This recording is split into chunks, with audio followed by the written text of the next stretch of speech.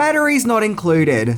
Well, what can be said about this movie other than it's nice? No, seriously, this is such a kind, warm-hearted movie that'll make you feel all gooey inside. After watching it, you'll want to go out and hug someone. It tells the story of a small community living in an old apartment complex/cafe, of which, in true 1980s fashion, some greedy business developers want to destroy the building for their own corporate purposes, and even send some hired help to try and force the residents out of the apartment. But what no one counted on was the Fix-Its, small, friendly UFO alien creatures who have a talent for mending broken things, who help the residents of the complex in this Spielberg-produced fantasy movie that has many of those Spielbergian tropes that we can't get enough of, like standing up to the higher order through fantastical means, like in The Goonies, with all the cuteness of E.T. and the strange mania of Gremlins and Poltergeist. So today we are going to take a closer look into the Fix-Its by looking into 10 things that you didn't know about Batteries Not Included. And if you already did know them, then congratulations, you're as much of a nerd as I am. So let's check it out.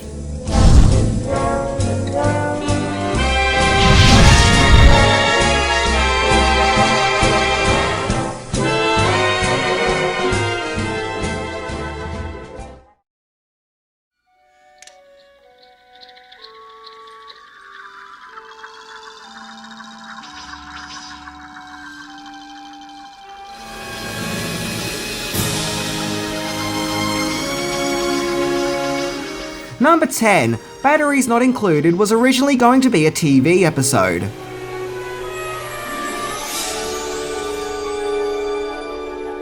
From 1985 to 1987, Steven Spielberg produced an anthology TV series called Amazing Stories, which I guess you could say was his equivalent to The Twilight Zone, where each episode would be a self-contained story of fantasy and wonderment and even the odd scare. And Batteries Not Included was originally intended to be an episode shown on Amazing Stories. The story was the brainchild of Mick Garris, who was happy for his tale to be a segment on the TV show. However, Spielberg loved the story so much, he thought it deserved to be its own theatrical movie, so Spielberg's company Amblin, along with Universal Pictures, greenlit and produced Batteries Not Included.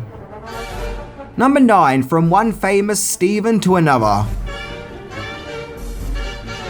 As mentioned, Batteries Not Included was created by writer and director Mick Garris, and although his career started with him working with Steven Spielberg, he would go on to become a frequent collaborator with another famous Stephen King, as Garris would go on to direct the 1992 movie Sleepwalkers, of which King had written, along with directing other King-related projects such as The Stand, The Shining remake, Quicksilver Highway, Riding the Bullet, Desperation, and Bag of Bones. In fact, Garris' career has had a lot of horror, as he also directed Critters 2 The Main Course and Psycho 4. And in addition to that, other filmmakers who worked on Batteries Not Included includes director Matthew Robbins, who previously served as a writer for Jaws and Close Encounters of the Third Kind, along with directing Dragon Slayer, and would go on to work on the scripts for The Legend of Billie Jean, Mimic, and Crimson Peak, along with Brad Bird, who worked on the screenplay, who also worked on The Simpsons in its early glory days and would go on to direct Iron Giant, The Incredibles, and Mission Impossible Ghost Protocol. And not forgetting, of course, a score by the always perfect and inspirational James Horner. To simply put it, Batteries Not Included sure did have some talent working on it. Number 8. Real life married couple. The movie stars Jessica Tandy and Hume Cronin as Frank and Faye Riley. In fact, Tandy and Cronin were a real-life married couple whom had been married ever since 1942. Ever since getting married, the husband and wife acting couple have starred in several movies together, including The Seventh Cross in 1944 and The Green Years in 1946. However, just 2 years before Batteries Not Included, they also starred together in Ron Howard's science fiction movie Cocoon. I can remember watching Cocoon on TV as a kid, and when I watched Batteries Not Included, I actually thought it was a sequel to Cocoon, because both movies starred Tandy and Cronin, and both had science fiction fantasy elements, and both sounded very similar as they were both scored by James Horner. Sadly, Tandy passed away in 1994, and Cronin passed in 2003. leaving them a legacy as being one of, if not the original Hollywood couple. Batteries Not Included even starts with old photos of Tandy and Hume from when they were younger throughout their married years. Number 7. Co-stars are included. Apart from Tandy and Cronin, most of the stars who featured in Batteries Not Included were mainly unknowns or TV stars. Like this guy, who to me always looked like a bearded Michael Douglas, and this woman who reminds me of Phoebe Cates. And oh look, that's Sharky from the Bond film License to Kill. Bearded Michael Douglas was actually Dennis Boutsikaris, who also featured in Crocodile Dundee 2 as Sue's ill-fated ex-husband. Elizabeth Pena played Marissa, a pregnant lady who also lives in the complex. Pena is probably also most well known for playing Tim Robbins' spooky girlfriend in Jacob's Ladder. Frank McRae plays the lovable Harry. In those days, McRae, who was a former professional football player, appeared in a lot of action movies, including License to Kill as mentioned, along with the 48 Hours movies and Last Action Hero. Michael Carmen played Carlos. Carmen previously had a minor role in Scarface, along with showing up in TV shows such as Miami Vice, but sadly he passed away 2 years after Batteries Not Included, which was sadly followed by Pena's passing in 2014. Bottom line is, Batteries Not Included did have a good cast, all of whom performed their parts really well. And even though they aren't big Hollywood names, they still deserve recognition for their contributions to this 1980s classic. Number 6. Special Effects Wizards.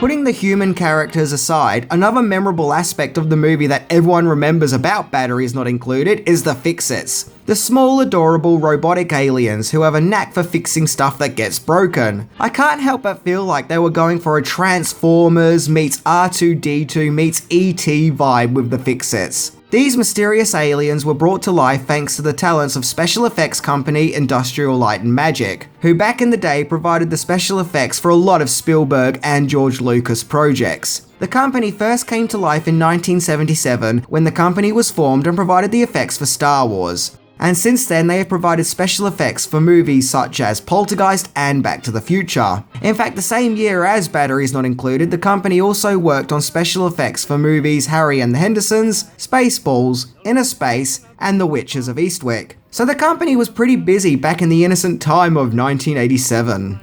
Keep in mind that not too long after Batteries Not Included in the early 90s, the company would really strike gold with their achievements for Terminator 2 and Jurassic Park. Number 5. Location. The production needed to find a rundown building to base the location on for Batteries Not Included. A building surrounded by rubble, so to speak. It took almost a year of searching, but finally a suitable building was found in New York's Lower East Side, where the movie's shoot started in August 1986. However, filming at the location did prove somewhat tricky, as part of the building was converted to look like a cafe as seen in the movie, where locals and people passing by would frequently try to enter the cafe in order to buy some coffee and even order lunch, not knowing it was a movie cafe.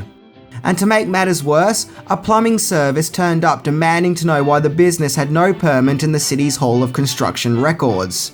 Because the building had to be surrounded by rubble, actual rubble was brought to the filming location by the film's production. However, not knowing that this rubble was in fact movie prop rubble, the local sanitation department came along and took it away. Yeah, thanks a lot, sanitation department. Thanks for nearly ruining the movie. That's a joke, by the way. No doubt they just thought they were doing their job. Still pretty funny though. Number 4. Alternative title.